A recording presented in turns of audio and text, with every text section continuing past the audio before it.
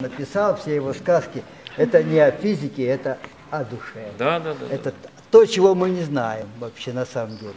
И то, чего узнаем. И спасибо, что ты вот это вот взбудоражил именно наш город. Да, наш потому что город наш не случайный. Город наш замерзший был. Без... Вот пригород города, Ежва, откуда я сам, называют пуп земли.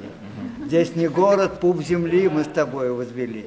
И это славно, что вот начинается шествие и вот это вот романа «Трех дуэлей», и то, что ты, прости, его по всему миру повез, потому что мир сегодня скоро вздрогнет, узнав истину о Пушкине и о всех. Завтра, кстати, у нас в музее Яконова женщина, которая знает и принимает знания о Пушкине как об ученом. Есть у вас такие знания? Нет? Он, оказывается, величайший ученый еще был. А я еще знаю, что он, как все Романовы, носил медальончик с частицей хитона самого Спасителя Христа. Спасибо огромное. Да, спасибо вам. Куда мы идем? Так, куда вы меня ведете?